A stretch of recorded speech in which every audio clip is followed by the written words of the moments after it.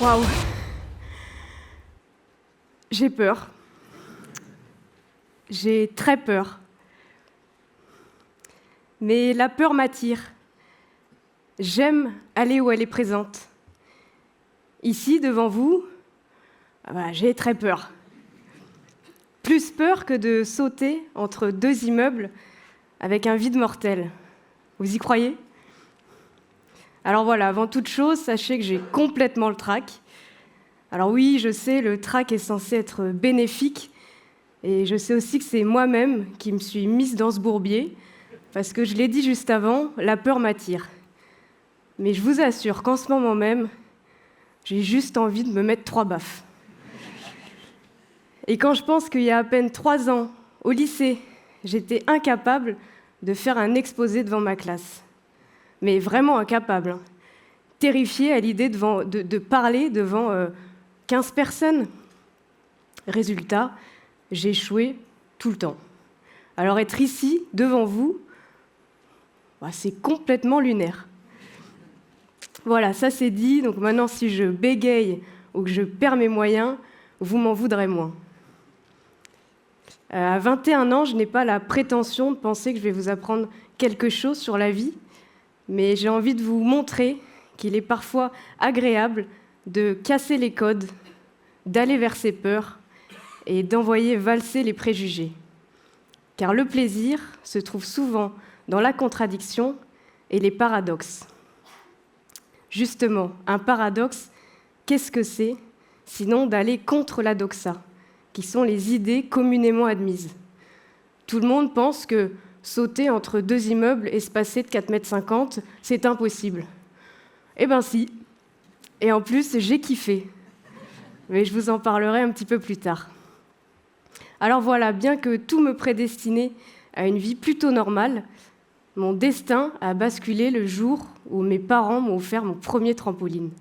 Et plus précisément, un jeudi après-midi, quand j'ai appris le salto arrière. Ce jour-là, j'ai décidé, un petit peu malgré moi, de briser les codes. Alors comment? Eh bien, grâce au parcours.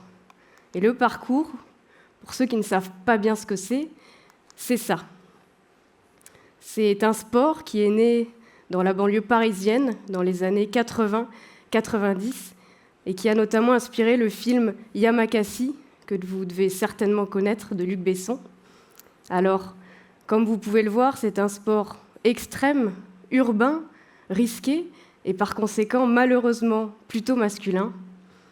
La grande majorité des surfeurs sont des hommes, 6 parachutistes sur 7 sont des hommes, 72% des pratiquants de VTT sont encore des hommes.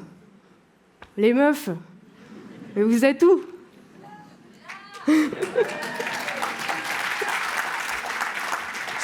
Alors, bien que des progrès ont été effectués au cours des dernières décennies pour que la place des femmes évolue dans les sports extrêmes, il y a 11 ans, quand le parcours est encore moins développé qu'aujourd'hui et que mon voisin m'invite à venir tester cette discipline dans un club, je vous laisse un petit peu imaginer la scène.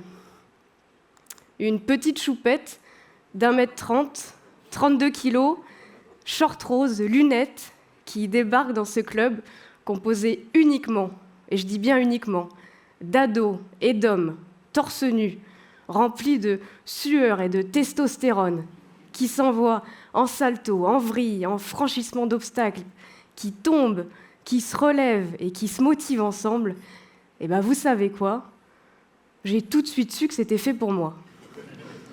J'ai immédiatement été considérée comme la petite sœur à qui on devait tout apprendre. Et c'est sûrement pour ça d'ailleurs que j'ai pris aussi rapidement du niveau. Alors, petite parenthèse, mais je vous laisse imaginer mes parents, quand leur fille commence à pratiquer un sport qui n'a ni trop de règles, ni de fédération, un sport qui est né dans les banlieues et qui consiste principalement à se déplacer dans l'environnement urbain ou naturel en exécutant des figures toutes plus extrêmes les unes que les autres. Je peux vous dire que mes parents, ils ont regretté de m'avoir offert ce trampoline. Et je vous laisse aussi imaginer le jour où j'ai ramené un échafaudage de chantier dans le jardin pour pouvoir m'entraîner après l'école. Ouais, je vous assure. Merci maman, et pardon pour ton beau jardin. Alors j'ai eu la reconnaissance de mes pairs très vite, avec des premiers podiums dès l'âge de 14 ans, jusqu'à aujourd'hui avec 2 titres de championne du monde, des tournages partout dans le monde et presque 1 million d'abonnés sur les réseaux sociaux. Des choses que je pensais quasiment inaccessibles il y a 3 ans. Et à 21 ans, j'ai le privilège de pouvoir inspirer, notamment inspirer sur les réseaux sociaux et notamment inspirer les femmes. Pour vous citer un chiffre assez marquant, il y a quelques années, le pourcentage de femmes dans le parcours était de 14%.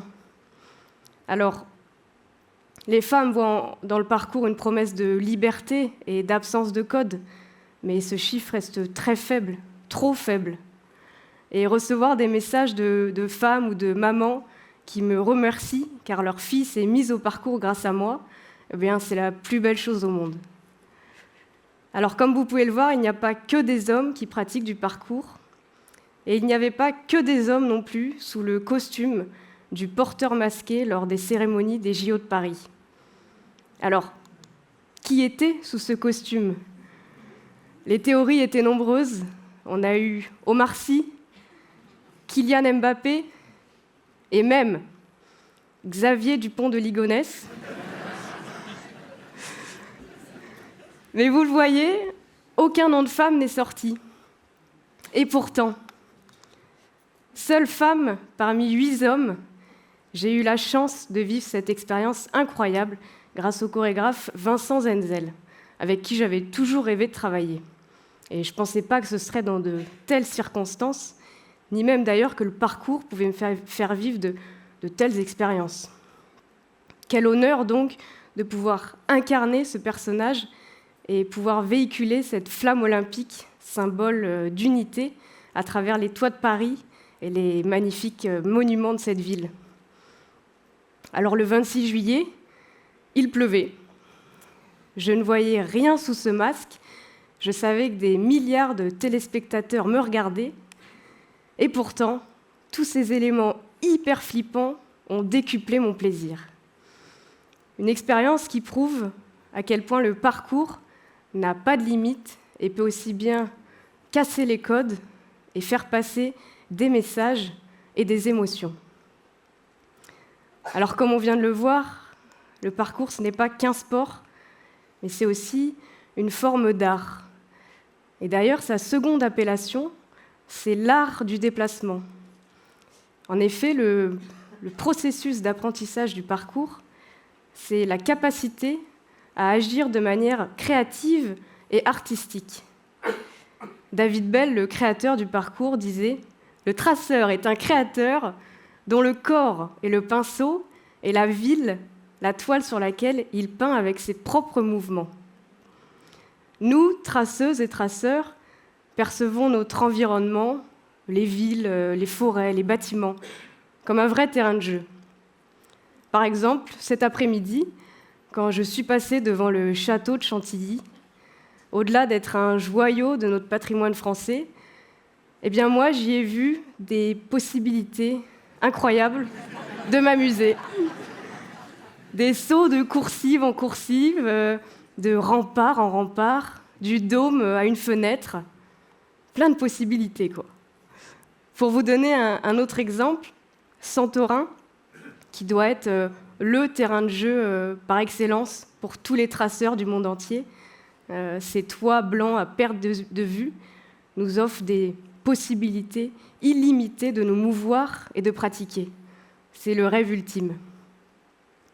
Alors, la perception de notre environnement, de votre environnement, est très personnelle et subjective. Être sur les toits de Paris me donne l'impression d'être invincible et prête à tout. C'est excitant et flippant à la fois, et c'est ça qui est bon. Je vois tout, mais personne ne peut me voir. Le parcours, c'est donc cet effort continu d'adaptation à notre environnement. C'est cette liberté qui nous donne la possibilité de voir notre monde autrement et de mettre en avant notre patrimoine par un mélange de mouvement et d'art, toujours dans le respect de notre environnement, bien sûr. Et finalement, l'imagination est notre seule limite. Tout est là pour qui sait regarder autour de lui. Cela me fait penser au philosophe Henri Bergson, qui dit en substance « Il y a depuis des siècles des hommes dont la fonction est de voir et de nous faire voir ce que nous n'apercevons pas naturellement. Ce sont les artistes. » C'est pourquoi aujourd'hui, je m'inspire de mes lectures, de scènes de films, de discours entendus, de défilés de mode. Tout ça pour tenter de casser les codes par la recherche sportive elle-même, mais également par la recherche artistique et la recherche constante de jamais vu, notamment via des collaborations avec des artistes, par les tenues que je porte, par des concepts nouveaux, des façons de filmer. Tout ça pour tenter d'amener le parcours, qui reste un sport très urbain, très brut, dans des milieux où ce serait surprenant de le trouver. Qu'est-ce qui m'empêche un jour de participer à un défilé de mode en réalisant des acrobaties, de créer une vidéo dans le château de Chantilly, d'apparaître sur le tableau d'un peintre très connu, ou bien encore de devenir la future Belmondo féminine. Ce n'est pas parce que ça n'a jamais été fait que c'est impossible. C'est parce qu'on pense que c'est impossible que ça n'a jamais été fait. Alors là, vous devez peut-être vous dire que je suis une tête brûlée. En réalité, cette envie de casser les codes et de pousser les barrières, c'est effrayant. Effrayant, mais excitant.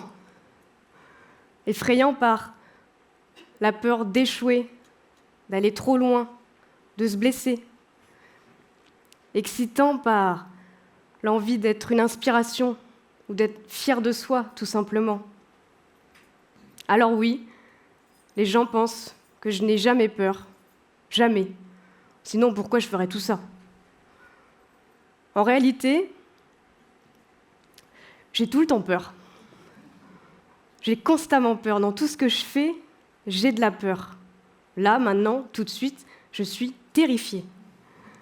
Et je pense que pour pratiquer le parcours, il ne faut surtout pas être tête brûlée. Sinon, je ne serais peut-être plus là pour vous dire ça. Et d'ailleurs, la devise du parcours est la même que celle des pompiers de Paris. Être et durer. Et je pense que c'est assez significatif. Alors, pour réussir à atteindre les objectifs qu'on se fixe, il y a donc beaucoup de préparation physique, mais surtout mentale. Et je dis surtout mentale, puisque je pense qu'arriver à un certain stade, c'est le plus important. Je vais vous raconter une histoire.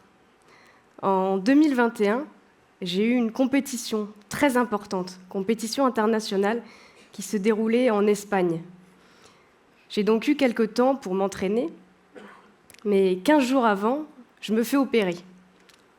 Opération bénigne, mais qui m'interdit de pratiquer tout sport. Ah, merde, embêtant. Pas de souci. On pouvait m'interdire de pratiquer avec mon corps, mais pas avec ma tête. Pendant 15 jours, donc, avec mon coach mental, je me suis visualisée en train de m'entraîner. Je me suis imaginée atterrir, sentir mes cuisses se contracter à l'impact, mes mains contre les modules. Je me suis imaginée mon corps dans l'espace. En effet, les études prouvent que notre cerveau ne fait pas la différence entre ce qu'il imagine et ce qu'il fait vraiment. Je me suis donc imaginée dans les moindres détails.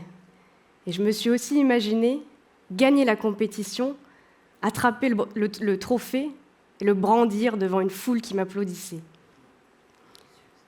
Et bien, vous savez quoi ? Sans avoir pu m'entraîner, j'ai gagné cette compétition J'ai attrapé le trophée et je l'ai brandi comme je l'avais imaginé.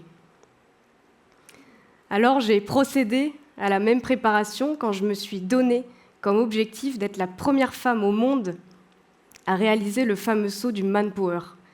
C'est un saut mythique et je l'ai découvert dans le film Banlieue 13.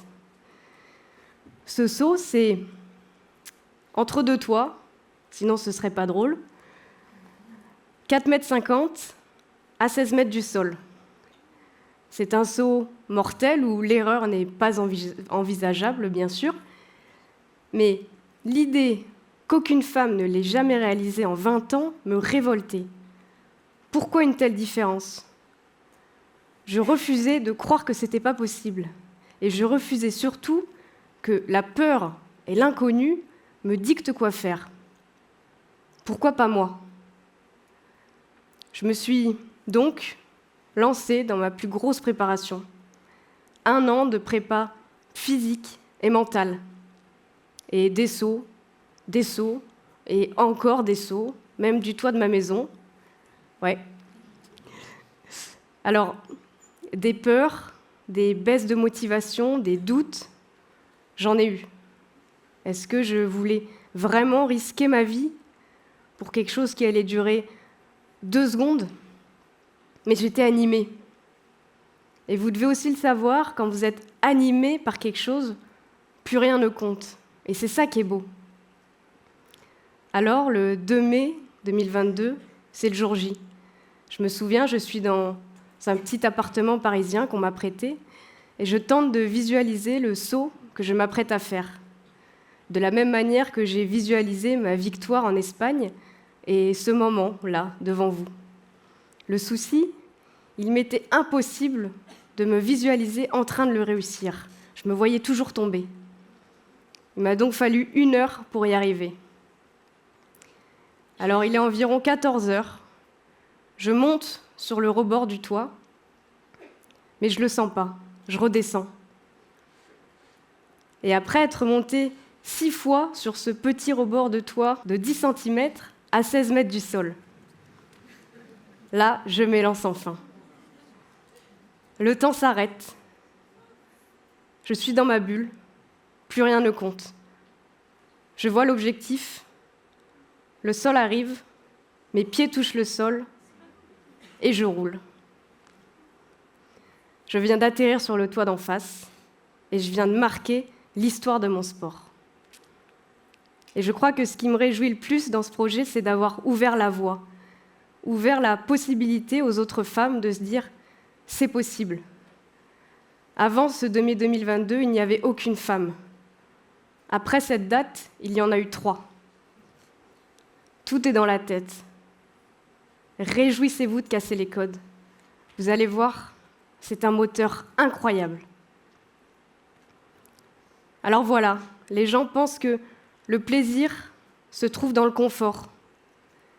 Mais moi, je tire mon énergie du fait de me mettre constamment en difficulté. J'étais terrifiée il y a 10 minutes. J'étais terrifiée à l'idée de passer devant des milliards de téléspectateurs ou de rater mon passage au championnat du monde. Mais j'ai aussi très peur de l'avion, du bateau, des grands 8 et du regard des gens. Ce soir, j'ai fait confiance à cette peur. Je l'ai laissée me prendre et me maltraiter dans tous les sens. Et je lui dis haut et fort, merci. J'ai su tirer une immense satisfaction de ces contradictions et de ces paradoxes, et j'ai su rendre fière la Lilou d'il y a 3 ans. Et vous alors, comme les traceuses et les traceurs, regardez votre monde autrement. Apprivoisez ce qui vous freine. Vous ne vous sentirez jamais plus vivant qu'en allant vers ce qui vous fait réellement peur. Merci.